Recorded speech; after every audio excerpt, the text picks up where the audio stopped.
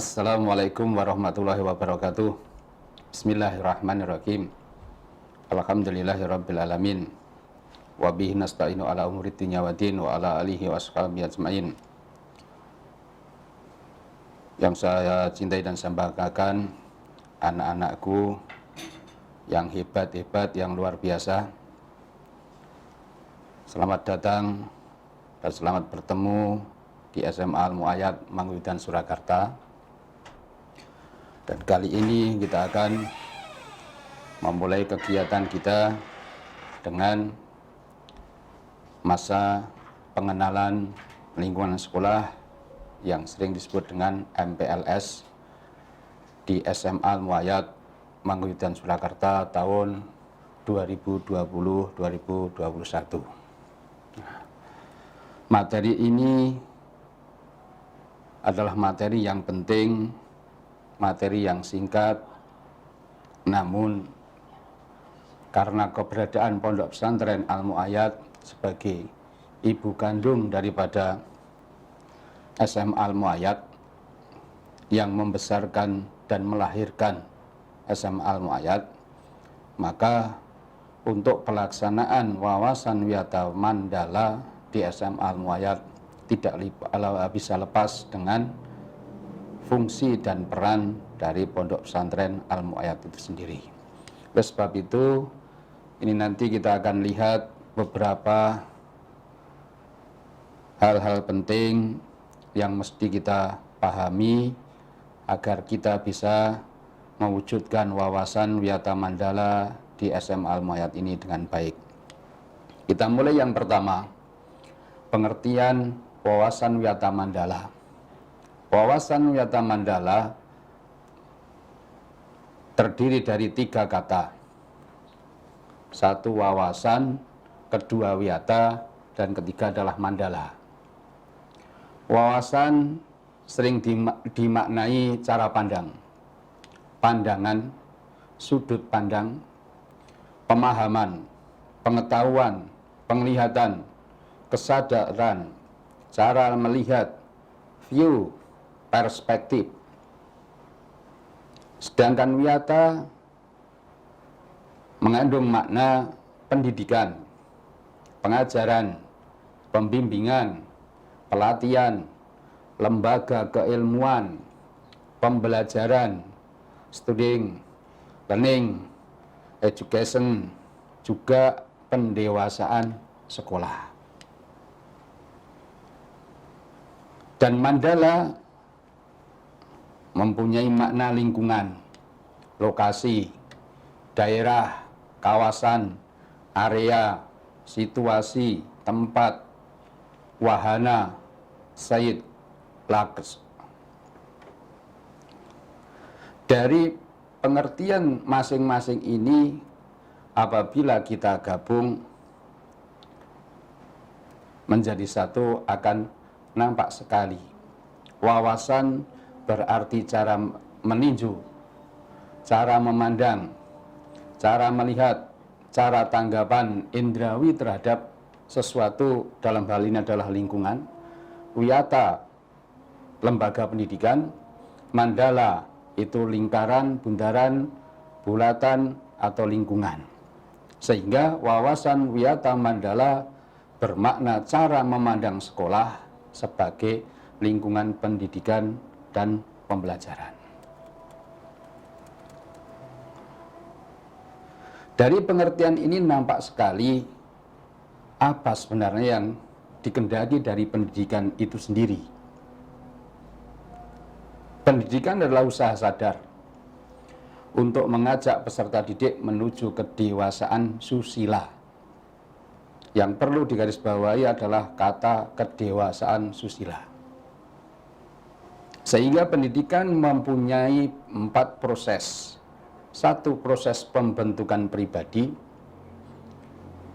2 proses transformasi budaya dan nilai, 3 proses pengembangan kompetensi atau kemampuan peserta didik, 4 proses penyiapan peserta didik menjadi warga negara yang baik. Karena itulah maka wawasan Wiyata Mandala mempunyai makna yang strategis. Di antaranya sekolah hendaknya memiliki sarana dan prasarana yang cukup dan dalam kondisi baik. Memiliki tenaga edukasi berpribadi teladan, terampil serta berpengalaman dan berwawasan luas. Terciptanya lingkungan aman, bersih, tertib, indah, sejuk, dan segar. Tumbuhnya partisipasi, kerjasama, dan dukungan masyarakat sekitar, serta orang tua. Adanya hubungan harmonis secara timbal balik antara orang tua dengan para warga sekolah. Terciptanya disiplin para warga sekolah dalam mentaati segala peraturan dan tata tertib sekolah. Adanya hubungan kekeluargaan para warga sekolah yang akrab dan harmonis, serta tumbuhnya semangat peserta untuk maju, belajar keras, dan bekerja keras. Dari sekian makna strategis ini, ada 5 komponen penting untuk mewujudkan wawasan Wiyata Mandala. Komponen itu antara lain adalah 1. Peran kepala sekolah, 2. Peran guru, 3. Peran sivitas akademika, 4. Peran murid, dan kelima, peran masyarakat, lingkungan, serta orang tua.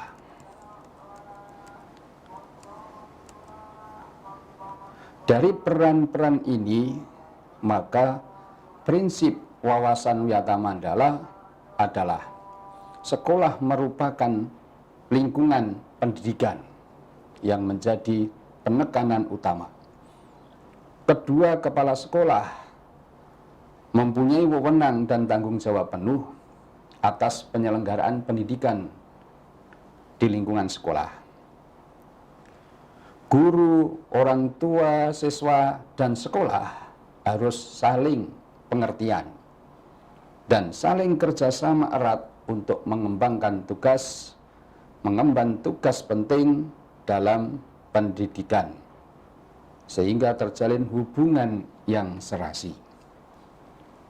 Warga sekolah di dalam maupun di luar sekolah harus menjunjung tinggi martabat dan citra pendidikan, termasuk citra guru.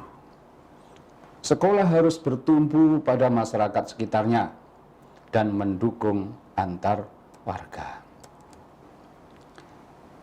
Nah, wawasan Wiyata Mandala ini akan terwujud dengan baik apabila sekolah bisa menciptakan 10K, sehingga sekolah dilingkupi oleh rasa aman, keamanan K yang pertama, K yang kedua adalah kekeluargaan, K yang ketiga adalah kedisiplinan, keempat kerindangan, kelima kebersihan, keenam keindahan, ketujuh kelestarian, kedelapan ketertiban, ke-9 kesehatan, dan ke-10 keteladanan. Mekanisme pelaksanaan Wiyata Mandala dalam ketahanan sekolah melalui 2 cara. Satu adalah preventif, pencegahan, dan yang kedua adalah represif atau penanganan masalah. Nah, anak-anakku yang saya cintai dan saya banggakan, inilah sebenarnya masalah pokok dari wawasan Wiyata Mandala. Untuk melaksanakan itu, menciptakan dan mewujudkan wawasan Wiyata Mandala di SMA Al-Mu'ayyad sehingga menjadi ketahanan sekolah yang kuat, sehingga bisa mendukung keberhasilan para siswa di dalam belajar, maka perlu kita kenal pendukung-pendukung yang ada di lingkungan dan melingkupi SMA Al-Mu'ayyad ini sendiri. Satu diantaranya adalah Pondok Pesantren Al-Mu'ayyad sebagai ibu kandung dan juga yang membesarkan SMA Al-Mu'ayyad. Pondok Pesantren Al-Mu'ayyad ini didirikan oleh para ulama yang alim, para kiai yang alim, dan juga agniya, orang-orang kaya.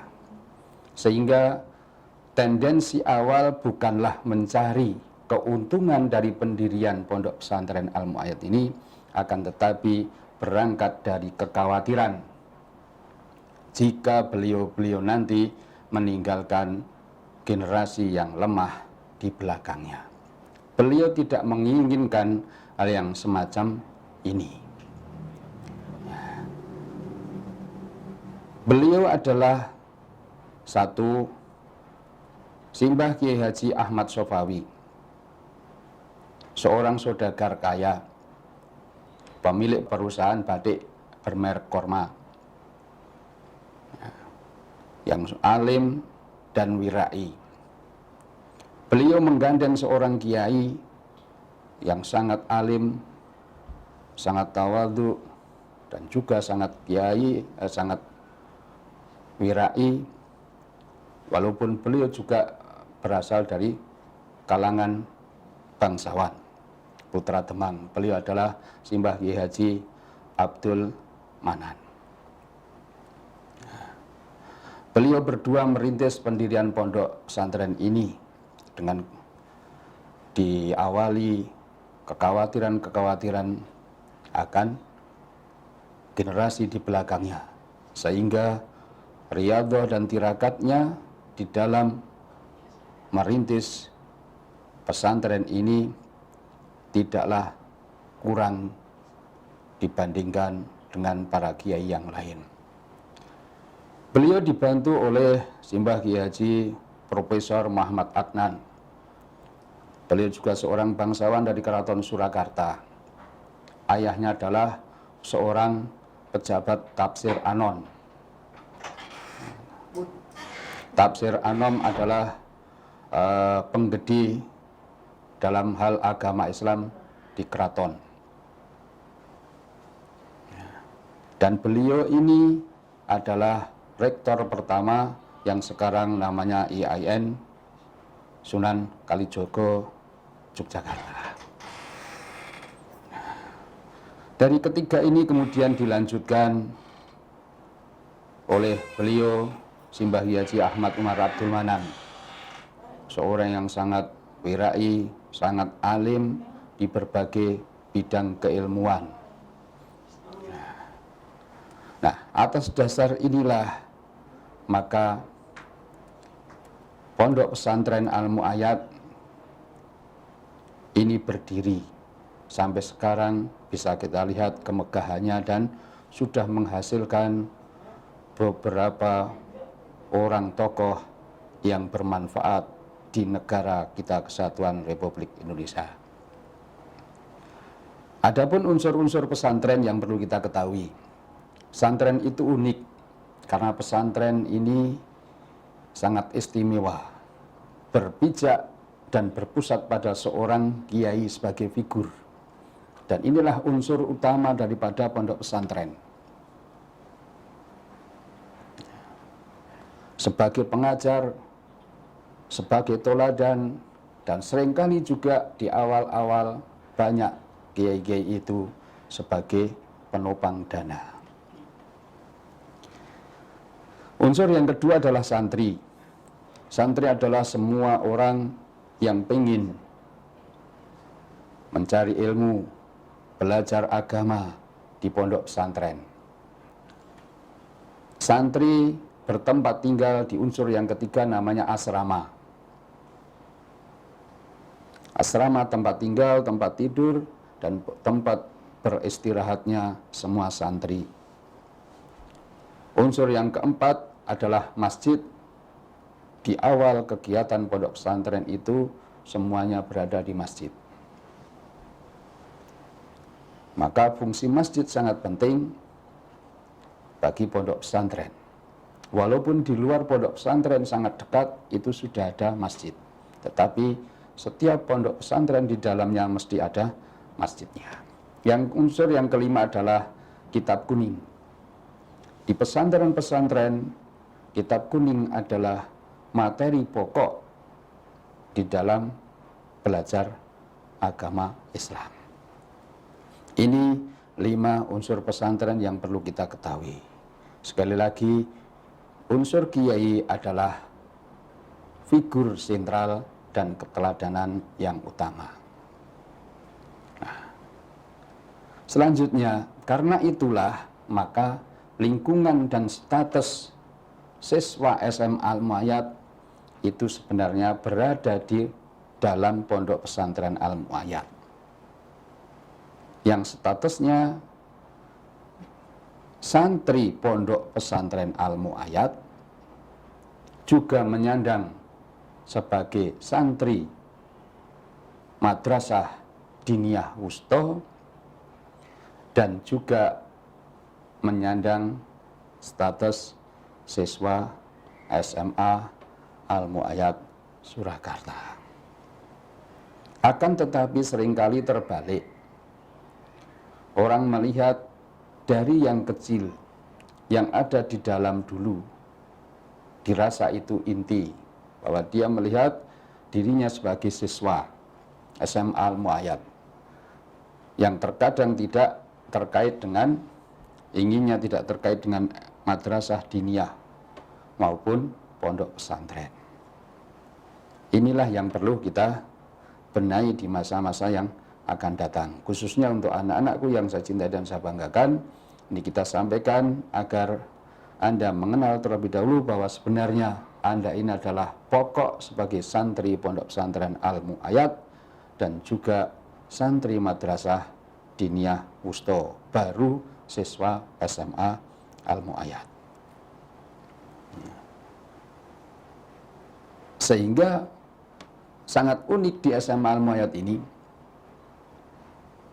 kalau anak ingin menjadi siswa di SMA Al-Mu'ayyad, maka prosesnya adalah orang tua menyerahkan kepada kiai untuk menjadi santri di pondok pesantren Al-Mu'ayyad, dan dari kiai inilah baru diberikan pelaksanaan pendidikannya di SMA oleh kiai. Sehingga kiai menjadi perantara mandat dari orang tua kepada sekolah.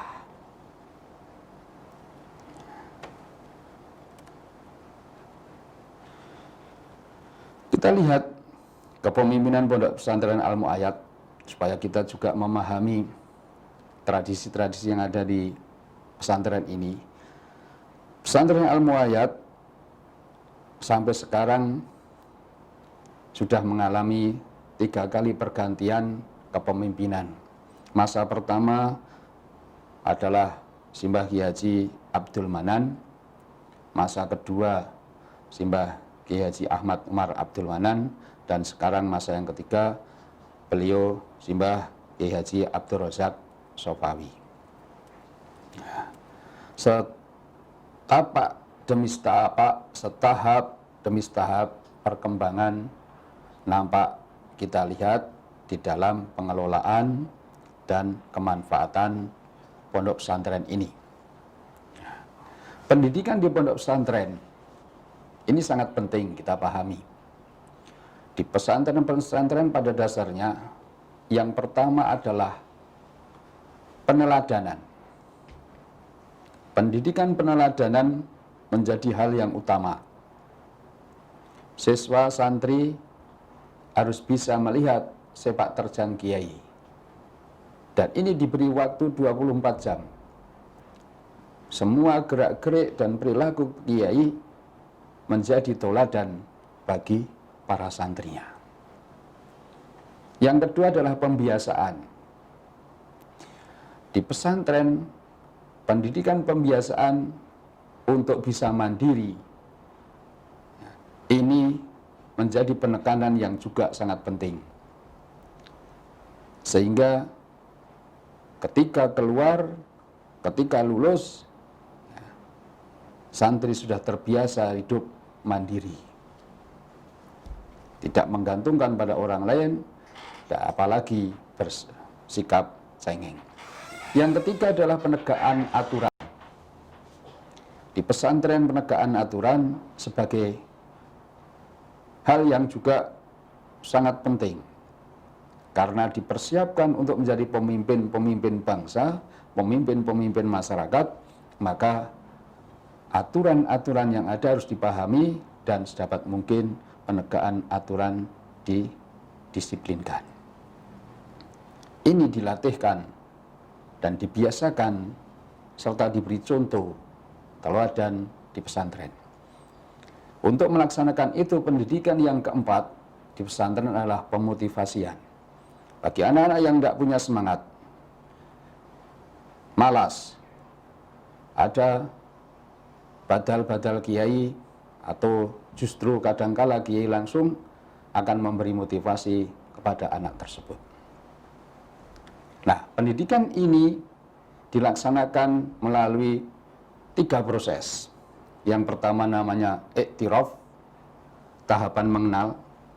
Seorang santri diperkenalkan tentang sepak terjang, seluk-beluk, dan tetek bengeknya yang ada di pesantren ini.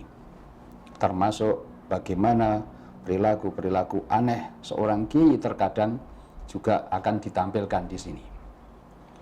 Yang kedua adalah imtisal.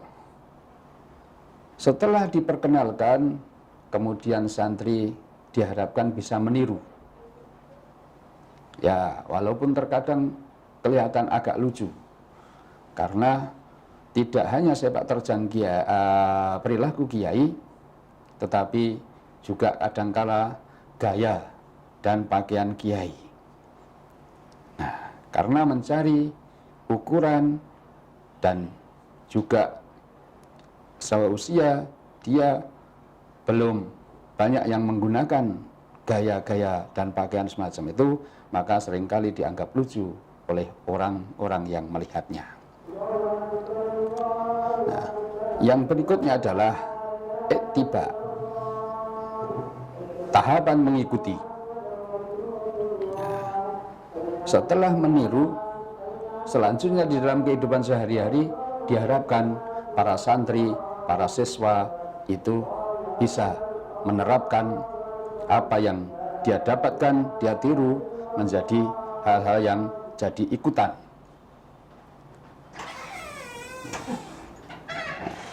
Pendidikan yang semacam ini karena pesantren itu sebagai lembaga pembentuk watak dan kepribadian. Pesantren sebagai pembentuk watak dan kepribadian berusaha untuk melaksanakan transformasi perilaku, di mana perilaku siswa setahap demi setahap diharapkan bisa dinaikkan ke perilaku yang paling bagus, yaitu perilaku makhluk religius. Dari tahapan makhluk biologis, tahapan yang paling rendah, yaitu yang berjalan hanya atas naluri dan selera,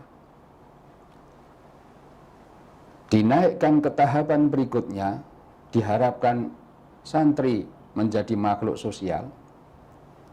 Setiap interaksinya harus bermakna pada dirinya dan orang lain. Dinaikkan lagi pada tahapan makhluk sejarah, ideologinya sehat, pikirannya sehat. Ini pun belum cukup.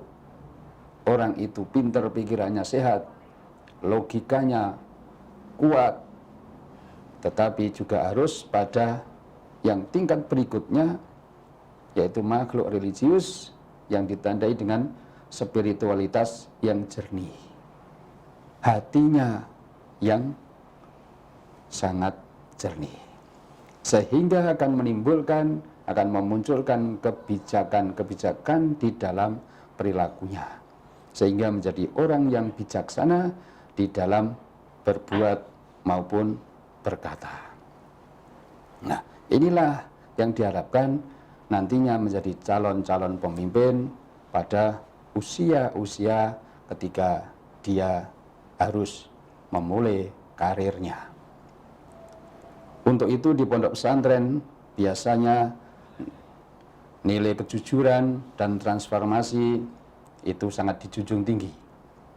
Juga nilai al-amanah wal wafa bil ahdi, bisa dipercaya dan taat pada perikatan atau yang disepakati.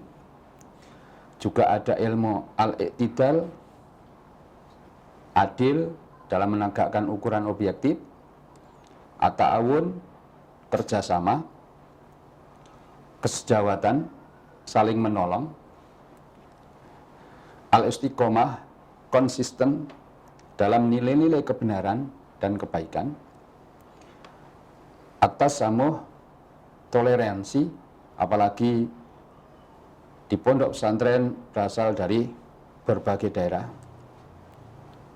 dengan kebiasaan dan adat yang berbeda-beda. Yang berikutnya adalah tawazun, keseimbangan. Di pesantren diajarkan, maka ada diniyah, ada sekolah, ada pondok, keseimbangan. Dan yang lebih penting lagi bahwa pondok pesantren itu mempunyai misi menjaga kesinambungan dengan prinsip al-muhafadzatu alal qadimi sholeh wal ahdu bijadidil aslah, mengkonservasi, memilih, melanggengkan hal-hal yang baik, melestarikan hal-hal yang baik, dan mengadopsi hal-hal yang lebih baik. Inilah nilai-nilai yang umumnya dikembangkan di pondok pesantren, khususnya di Al-Mu'ayyad ini.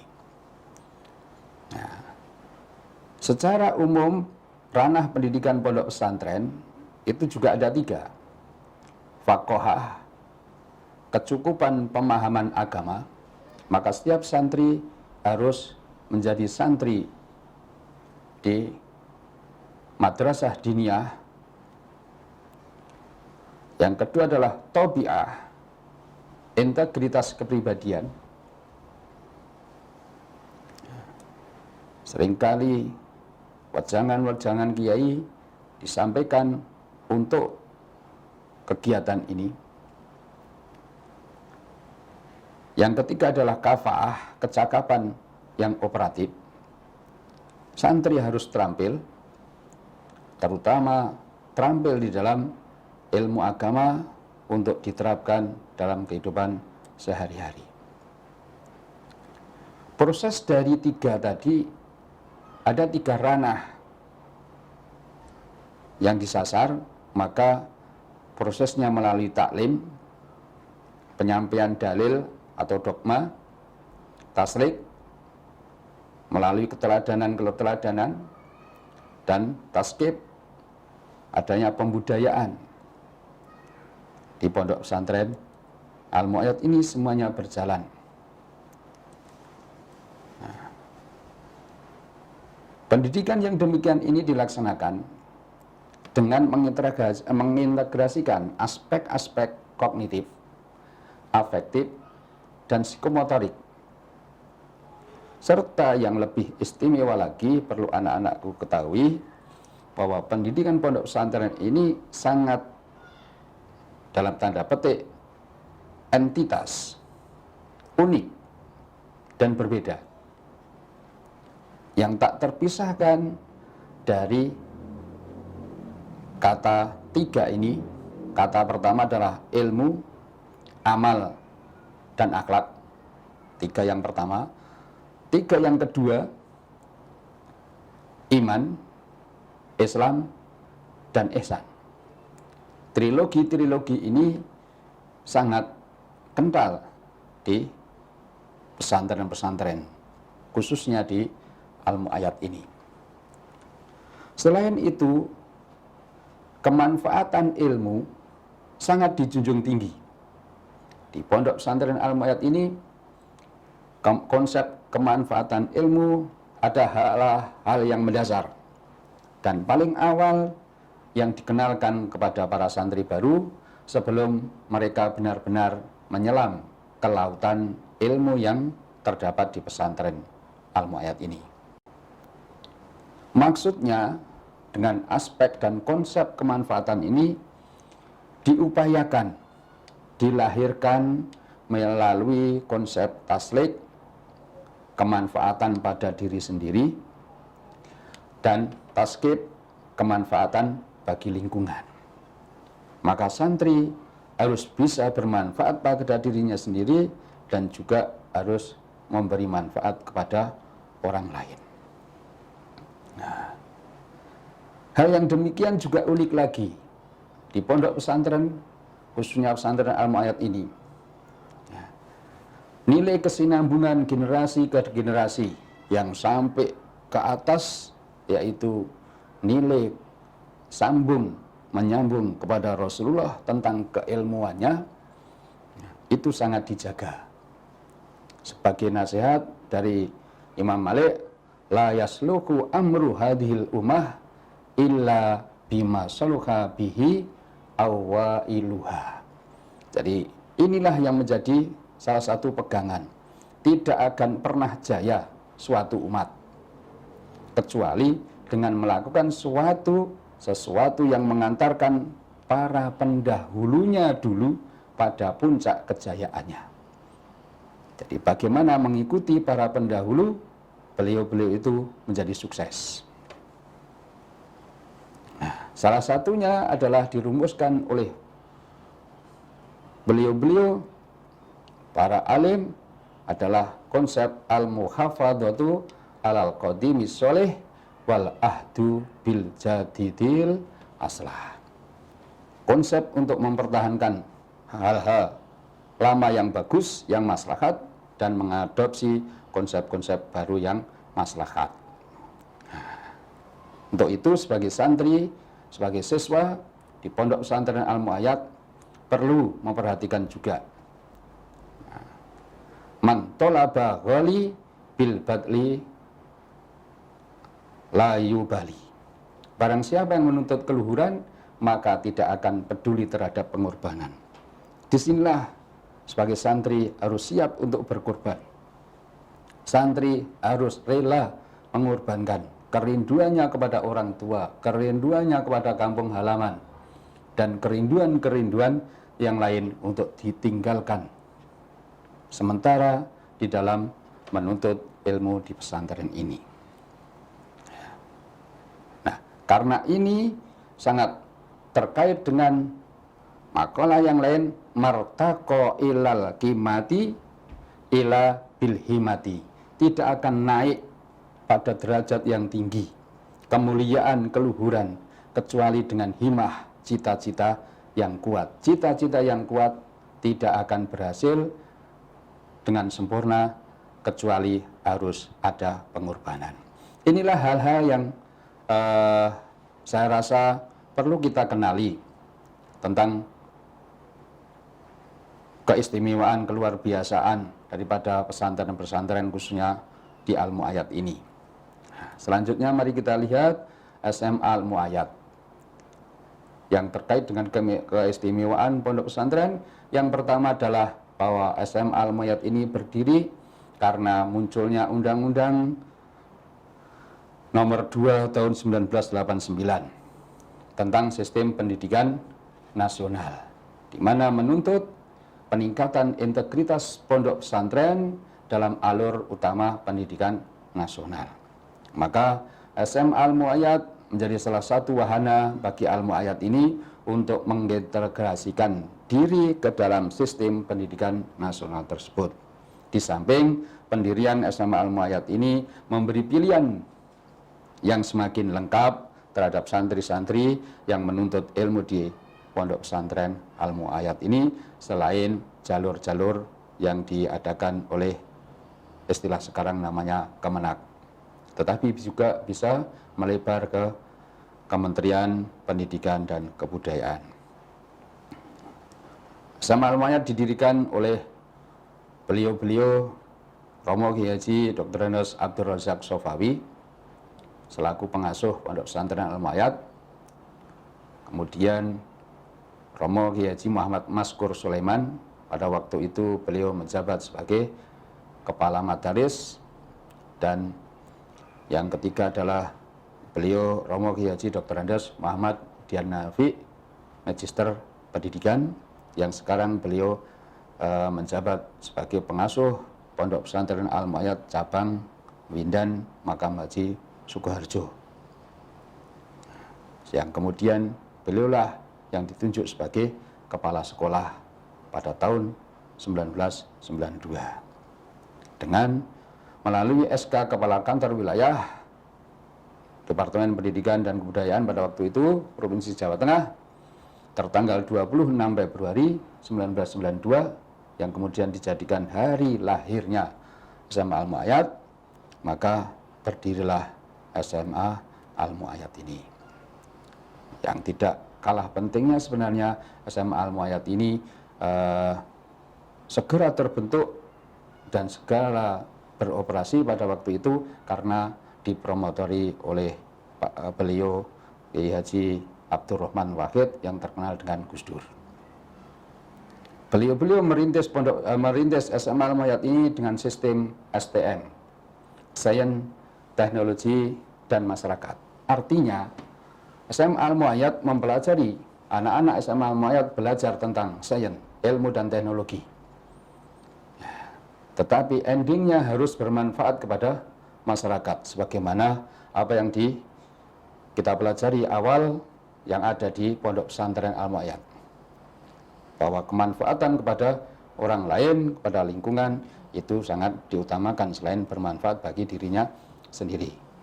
Pengaruh lain dari itu, dari Pondok Pesantren Al-Mu'ayyad terhadap visi pesantren SMA Al-Mu'ayyad ini adalah mewujudkan SMA berbasis pesantren Ahlu Sunnah wal Jamaah.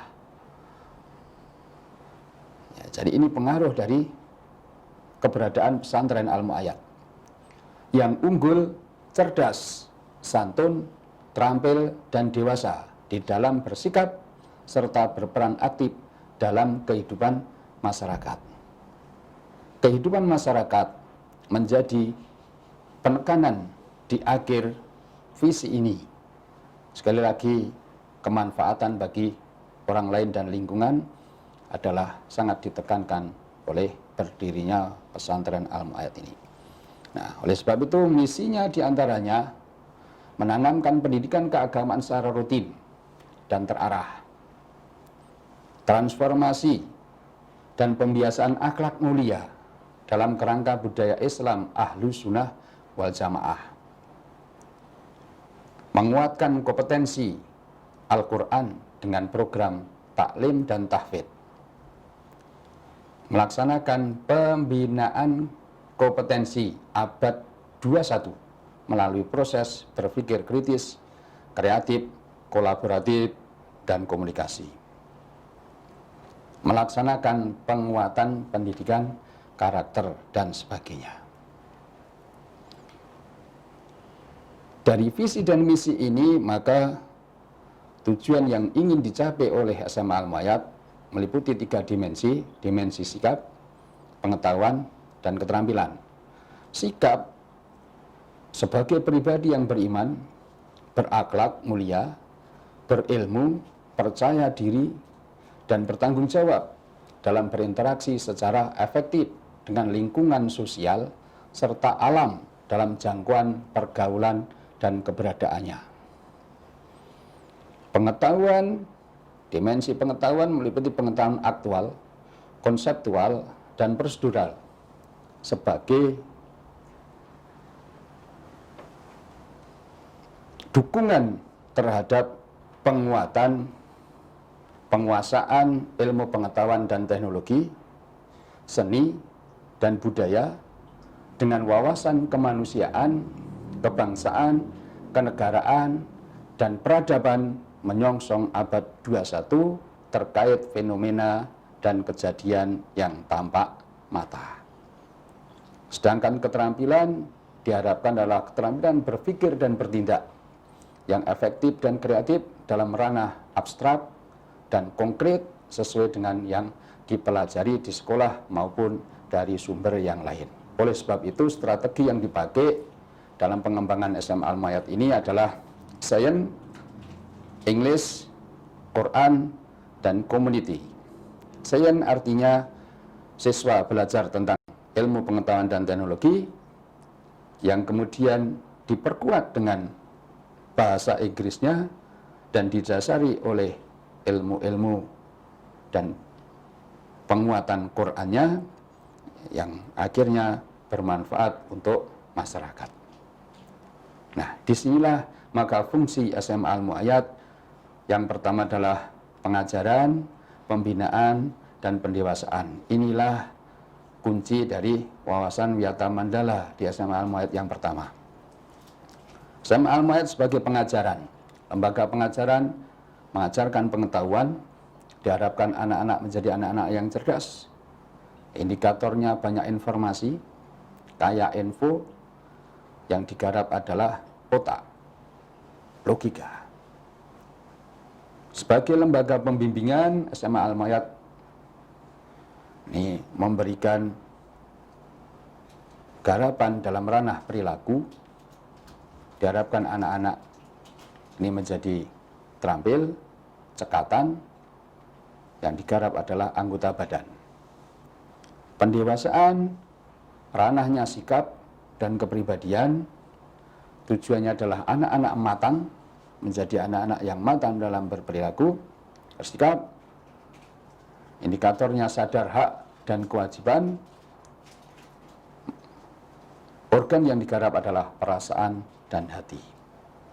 Nah, sehingga sebagai pelaksana fungsi sekolah secara umum, maka SMA Al-Muayyad ini sebagai lembaga pendidikan dan juga pusat pewarisan nilai-nilai budaya sebagai, sekali lagi, inti memperkuat wawasan Wiyata Mandala. Hal ini harus diperkuat oleh sivitas akademika yang meliputi guru, karyawan, siswa, dan juga didukung oleh alma mater. Sivitas akademika, orang tua atau wali, dan alumni di dalam mewujudkan konsep-konsep wawasan Wiyata Mandala di SMA Al-Muayyad ini, di samping dukungan pokok dari Yayasan Pondok Pesantren Al-Muayyad sebagai ibu kandungnya. Nah, oleh sebab itu, kompetensi guru di SMA Al-Muayyad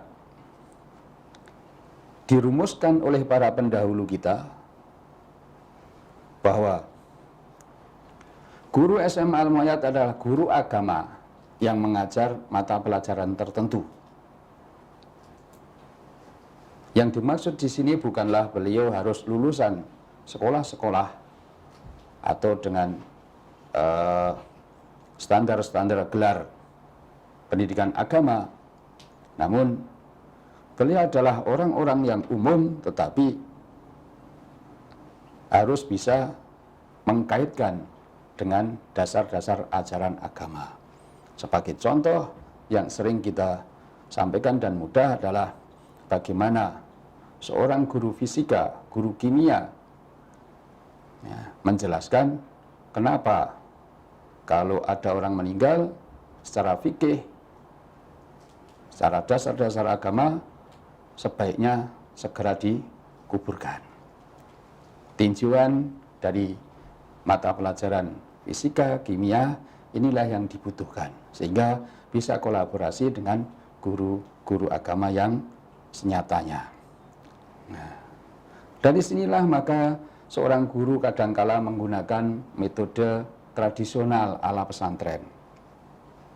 Nah, dan juga seringkali dia menggunakan metode modern kompetensi abad 21 yang melalui berpikir kritis, kreatif, kolaborasi, dan komunikasi.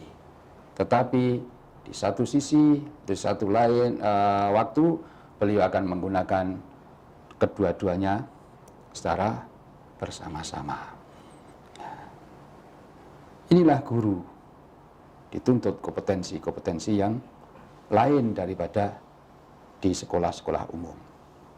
Siswa sebagai dampak dari keberadaan kita di Pondok Pesantren Al-Mayat ini, maka siswa dirumuskan bahwa siswa SM Al-Mayat adalah santri Pondok Pesantren Al-Mayat yang diarahkan untuk melanjutkan ke perguruan tinggi negeri. Karena statusnya ini, maka bebannya sebagai siswa SM Al-Mayat ada 3. Beban sebagai santri Pondok Pesantren Al-Mayat, mengaji Quran dan mengaji kitab kuning atau kitab-kitab yang lainnya yang diatur oleh Pondok Pesantren. Santri Madrasah Diniyah Wusta Al-Mu'ayyad harus mengikuti semua pembelajaran dan aturan-aturan yang ada di Diniyah Wusta. Dan yang ketiga adalah berstatus sebagai siswa SMA Al-Mu'ayyad yang belajar tentang pengetahuan-pengetahuan sebagaimana diatur oleh yayasan dan juga diatur oleh Kementerian Pendidikan.